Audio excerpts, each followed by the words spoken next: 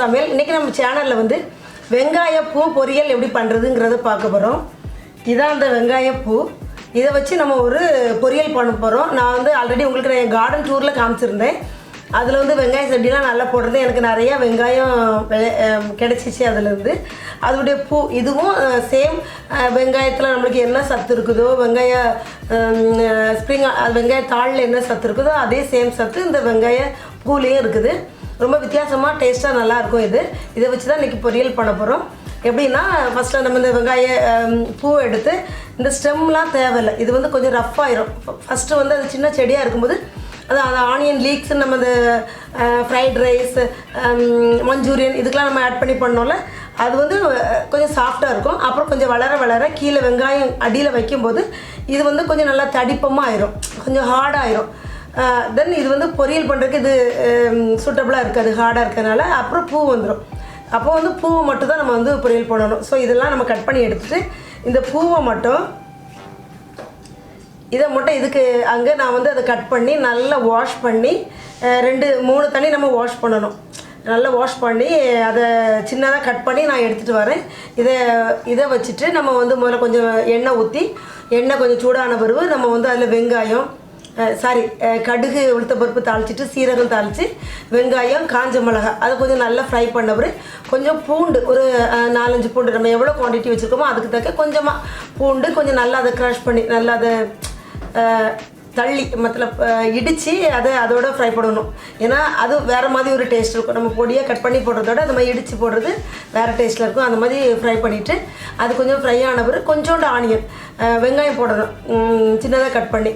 வெங்காயம் நிறைய போட்டால் அது வந்து டாமினேட் பண்ணிடும். ஸோ வந்து கொஞ்சம் ஒரு ஃபார்மாலிட்டிக்கு கொஞ்சமாக வெங்காயம் போட்டு அதையும் ஃப்ரை பண்ண பிறகு இந்த பூவையும் போட்டு அப்படியே ஒரு 5 மினிட்ஸ் நம்ம அப்படியே அந்த எண்ணெயிலே ஃப்ரை பண்ணணும்.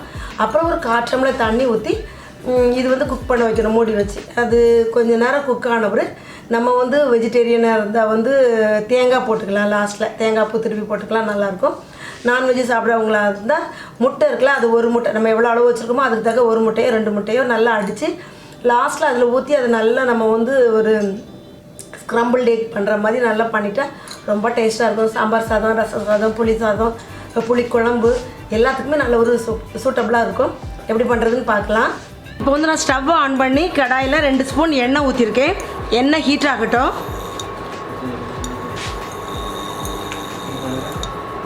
எண்ணெய் ஹீட் ஆகிடுச்சு. நம்ம வந்து கொஞ்சோண்டு கடுகு உளுத்த பருப்பு அதில் போட்டுக்கலாம். இது வெடிக்கட்டும். கடுகு வெடிச்சிருச்சு. கொஞ்சோண்டு சீரகம் சேர்த்துக்கலாம். இதுவும் கொஞ்சம் நல்லா ஃப்ரை ஆகட்டும். சீரகம் ஃப்ரை ஆகிடுச்சு. 2 காஞ்ச மிளகாய் கிள்ளி சேர்த்துருக்கேன், அதுவும் ஃப்ரை ஆகட்டும்.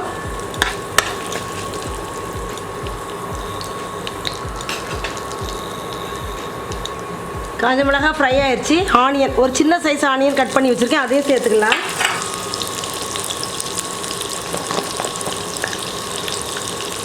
இந்த ஆனியன் ஃப்ரை ஆகிறதுக்கு தேவையான உப்பு சேர்த்துக்கலாம். இதுவும் நல்லா ஃப்ரை ஆகட்டும். கொஞ்சம் டிரான்ஸ்பரண்ட்டாக வந்தால் போதும்.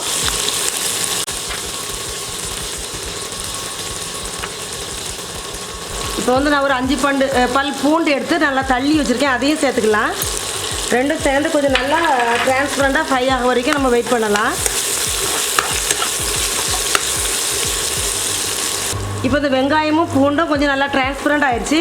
இதான் நான் அந்த வெங்காய பூவில் அதை வந்து நான் கட் பண்ணி இந்த மாதிரி பொடியாக கட் பண்ணி எடுத்துகிட்டு வந்திருக்கேன். நான் பாருங்கள் நல்லா வாஷ் பண்ணி இந்த மாதிரி உதிரி அதை எடுத்துகிட்டு வந்திருக்கேன்.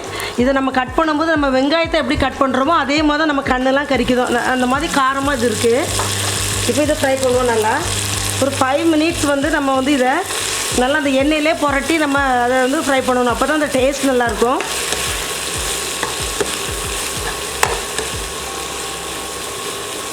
அந்த எண்ணெயிலே ஃப்ரை ஆகட்டும். ஒரு 5 மினிட்ஸ் நம்ம வெயிட் பண்ணுவோம். இப்போ வந்து நம்ம 5 மினிட்ஸ் அதை மூடி வச்சுருந்தோம் ஸ்லோ ஃப்ளேமில். அது நல்லா ஃப்ரை ஆகிருக்கு. அந்த தண்ணியெலாம் நம்மளுக்கு நல்லா சுண்டி வத்திருச்சு. இப்போ வந்து நான் வந்து இன்றைக்கி முட்டை ஆட் பண்ணுறேன். நீங்கள் வந்து முட்டை வேண்டாம் தேங்காய் ஆட் பண்ணணும்னா தேங்காய் கூட நீங்கள் ஆட் பண்ணிக்கலாம். நான் வந்து ஒரு முட்டை ஆட் பண்ணுறேன். ஒரு முட்டையை நம்ம வந்து அடித்து ஊற்றி நல்லா அதை வந்து கிளறி விட்டுருவோம்.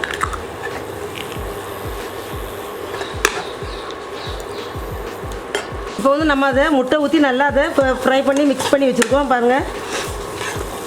நீங்கள் வந்து உங்களுக்கு முட்டை பிடிக்கலாம், நீங்கள் தேங்காய் கூட ஆட் பண்ணிக்கலாம். லாஸ்ட்டில் நம்ம தேங்காய் பூ திருவி வச்சு அதில் ஸ்ப்ரெட் பண்ணி அப்படி கிளறி விட்டு நம்ம இறக்கிடலாம். ரொம்ப டேஸ்ட்டாக இருக்கும். அவ்வளோதான், இறக்கிடலாம். இப்பொழுது சுவையான வெங்காய பூ பொரியல் ரெடி ஆயிடுச்சு. கண்டிப்பாக உங்கள் வீட்டில் ட்ரை பண்ணி பாருங்கள். வீடியோ பிடிச்சிருந்தா லைக் பண்ணுங்கள், ஷேர் பண்ணுங்கள், சப்ஸ்கிரைப் பண்ணுங்கள். அடுத்த ஒரு வீடியோவோட உங்களை சந்திக்கிறேன். அன்டில் தென் உங்கள் ஜெயா ஜஸ்டின்.